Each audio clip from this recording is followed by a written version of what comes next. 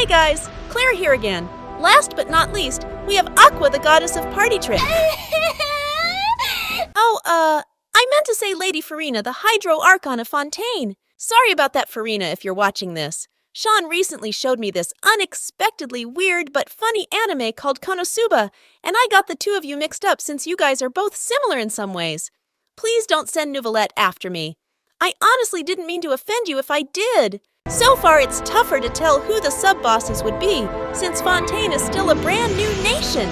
For one of the bosses, I would imagine we could fight Lyney first, whose voice kind of reminds me of a younger version of the Stellaron hunter, Blade. At first, we were thinking that at some point, Lyney might be forced to turn against us, and we may have to fight him. But how the Archon quest has been going, that doesn't seem to be the case, unless Arlecchino plans something suspicious in 4.6, assuming if her weekly boss comes during that time. Is this your game? Huh? Is this your game?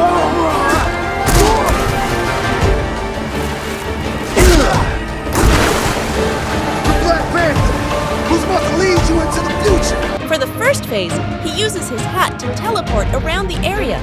The catch is that he puts out multiple other hats as decoys, so we would need to guess the right one. If we guess the wrong one, it explodes and does damage to us as Lyney reappears and fires a rain of arrows. However, if we guess the right hat, Lyney becomes staggered, letting us get some free hits in. During the second phase, Lynette comes in to help him as she goes in with her stealth hit. She then fights us head-on as a distraction for Lyney to prepare his arrows and more of his tricks. This also means they will have separate HP bars, and we will have to defeat both of them in the same phase. For their ultimate ability, which they refer to as their grand finale, Lynette starts off with her burst that pulls us, while Lyney shoots down 2 arrows that spawn 2 hats.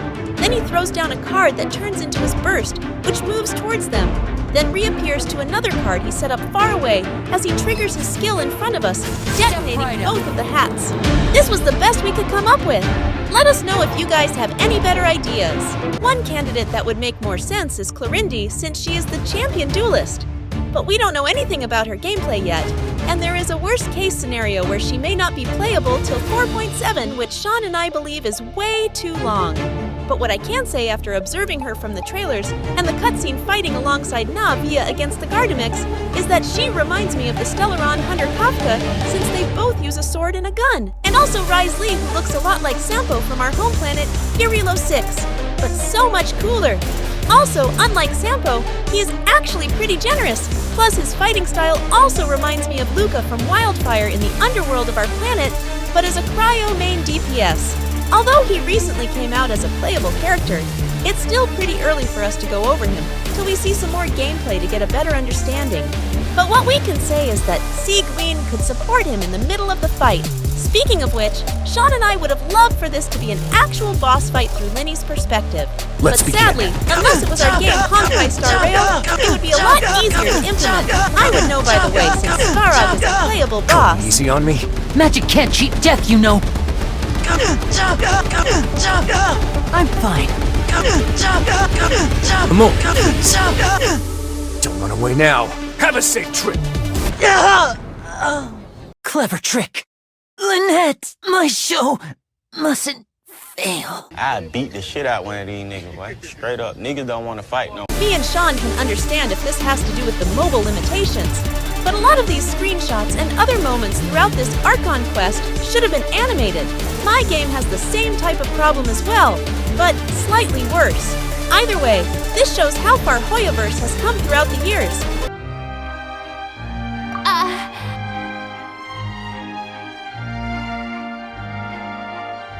Why are you looking at me?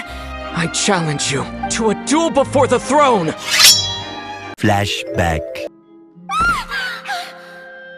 Who are you? And what are you trying to do? Please don't kill me. I'm begging you, please. End of flashback. No. That's not what I meant.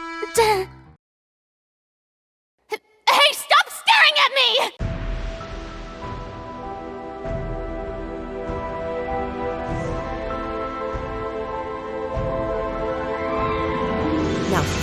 after this long journey, we made it to Furina's boss challenge. For the first phase, it starts off with a standard duel with her charging at us and spawning her sea creature turrets from time to time. One thing that would stand out is that she has the ability to parry similar to the Traveler from Warrior Spirit events. Also, since a fighting style idea Sean originally imagined for her is inspired by Fiora from League of Legends. We're also thinking she could use some ranged sword storms as well. Which brings us to the second phase, where Neuvillette comes to assist her as she would leave the fighting to him, while she focuses on setting up her turrets. That's not for funny. Neuvillette, the fight would be similar to what he does in his gameplay. Furina would trap us in a bubble, giving Neuvillette the opportunity to land his fully charged laser beam. Neuvillette will also be able to trigger waves half of the time, which knocks us back when we try to get close to him. When Neuvillette gets to 30% HP, Furina will cast her burst, which amplifies his abilities, and heal him up to 75%, letting him know that she refuses to let him fall since she wouldn't want to lose someone really important to her. His damage also gets boosted as he loses HP, which makes shielders highly recommended. We're also thinking when Furina casts her bubble, Neuvillette's laser charge time becomes shorter and lasts a bit longer. Series 4 deatomizer. That's what I'm talking about. Noisy cricket. Hey, Kay, no, come on, man. You get a Series 4 deatomizer, I get a little midget cricket. Oh, yeah. As Neuvillette eventually gets defeated, he congratulates us first, then lets Furina know that he's leaving the rest up to her, which causes her to go insane and unleash her true powers hidden for over 500 years, or however long she's been the Archon for. Now that I think about it after watching through the story, is she even the real Archon? Actually, you know what? Forget I said anything about that. My apologies once again, Lady Furina. The original video had Genshin's boss theme, but after watching Wandering Witch Elena with Sean, which is a pretty amazing show by the way, we felt like this would make a bit more sense since it's more original first off. And after watching one of the episodes of that anime, we felt like this would describe Furina's character a bit more as she starts going wild this phase. Speaking of which, the main character and Furina share the same English voice actor, which was surprising to Sean as he was scrolling through one of the websites for Elena's randomly, since she sounded a bit familiar. Oh, and also in case you guys didn't know, she surprisingly has the same voice actor as Comey from Comey Can't Communicate as well. Well, anyways, most of the fight would be more similar to what she did in the first phase, but more amplified. She also has her bubble, but for her case without Neuvillette by her side, she would dash at us going for a powerful stab, which pops the bubble first, following up with multiple quick strikes. To hopefully make this more interesting, when her HP reaches 15%, she instantly heals herself back to full health, claiming that she refuses to back down like a coward again. Same as for Neuvillette, her damage gets boosted as her HP gets lowered.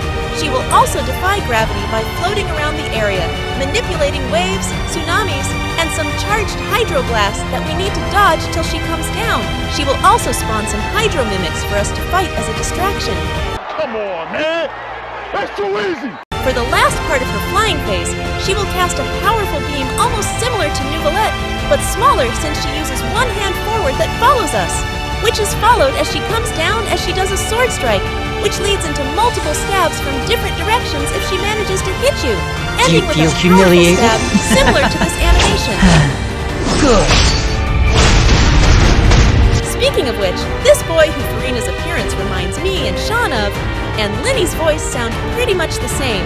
The fight goes back to how it was before she goes back into the flying phase, after dropping to a certain amount of HP one last time, as she uses a hydro shield that is immune to damage, preventing us from interrupting her, as it knocks us back afterwards if we don't have a shield up. After the fight ends, both Furina and Neuvillette congratulate us for passing the challenge, and we get more acknowledgement from Furina as she thanks us for helping her gain the courage to stand up for herself. I don't know if this would happen, but maybe one day we could get a true apology for how she acted towards us, plus her suspicions on Lyney since he is part of the Fatui. Well, anyways, we hope we did a good job explaining everything, especially since Sean offered me to narrate, since I have the most experience with Honkai Star Rail's gameplay. We are both looking forward to seeing how this mysterious character will actually turn out next patch. At first, we were hoping that we would get an actual boss fight against her, but we accepted a long time ago that it will never happen, especially after this Archon quest. Anyways, if you enjoyed this video, leave a like, share this info with as many people as possible, and subscribe for more content from Sean in the future.